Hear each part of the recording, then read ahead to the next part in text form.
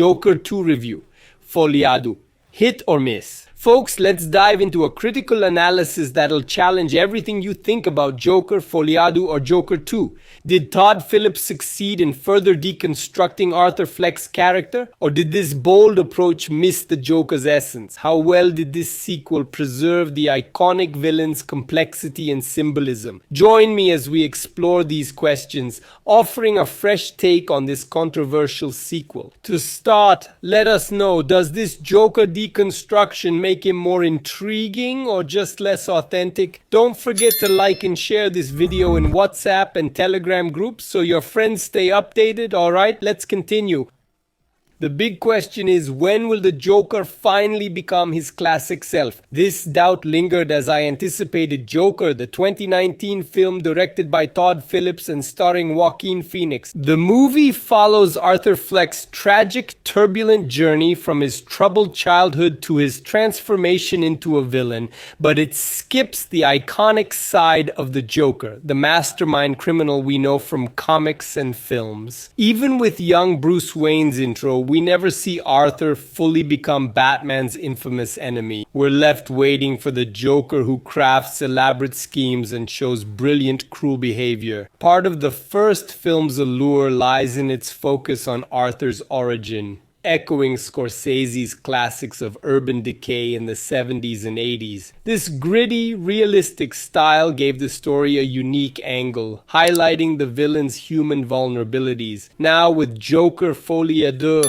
fans expected Fleck to evolve, fully embracing his Joker persona, plotting crimes, and possibly facing Batman. Audiences crave to see Joker as the bold, complex villain we know, but the film revisits Fleck's past, disappointing expectations. We are forced back into Arthur's unstable mind with no real progress towards the iconic villain we anticipated. Most of the story unfolds in Arkham Asylum, where Arthur Fleck is locked up, and in Gotham's courtroom, where his sanity is evaluated. In Arkham, guards taunt him and reporters interview him while the court has a long debate about Arthur's conflicting personalities. Prosecutor Harvey Dent, future Two-Face villain, is introduced, but the story fails to give his presence proper depth. Harvey Dent's introduction could have been a great chance to explore Gotham's political and criminal tensions, but this opportunity is lost in shallow dialogues and scenes that don't seem to add to character development. The overall impression is one of wasted potential, with the plot failing to capitalize on what makes Batman comics so captivating. At the asylum,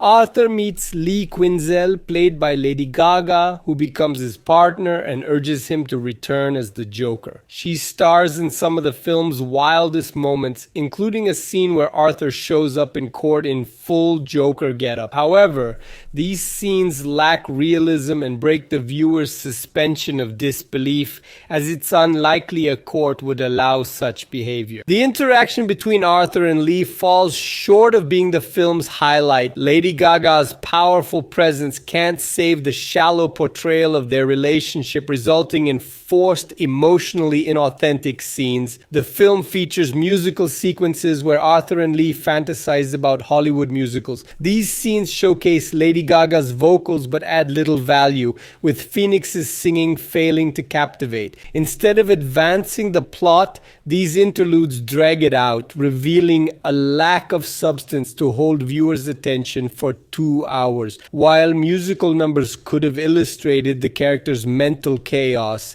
they end up feeling disjointed and purposeless. The audience expects these moments to lead somewhere, but they're just empty distractions. Another issue is the film's self-indulgence while we wait for the plot to develop. Todd Phillips seemed more focused on exploring Arthur Fleck's mind than creating a compelling villain. The result? A stagnant character who never becomes the criminal mastermind we expect. Instead of scheming or battling foes, we get long introspective scenes that add nothing new. This repetition makes the film predictable and dull, failing to keep viewers engaged. Ultimately, the film disappoints, and this seems intentional. Phillips appears to respond to how Arthur Fleck was received in the first film. Some saw Arthur as fragile and passive, while others viewed him as a revolutionary hero. In this sequel, Phillips subverts any idealization of Fleck, showing him as cowardly and self-centered. He's no leader or symbol of resistance, just a warped reflection of a society he doesn't grasp. Whether this is brave criticism or arrogance is up to viewers, but the film fails to entertain. Instead of a charismatic Joker, we get an Arthur lost in mediocrity, leaving us without a compelling lead. After this deep dive, I'd say Joker 2 boldly subverts expectations, though it's bound to split opinions. Todd Phillips seems set on stripping Arthur Fleck of any idealized image,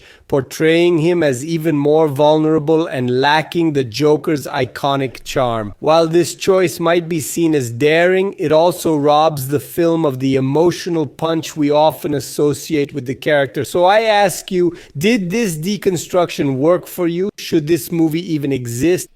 Have you seen it yet? Did you like it or not? This video doesn't end here. It continues with our discussion in the comments. If you found this video interesting, please like, share, and subscribe.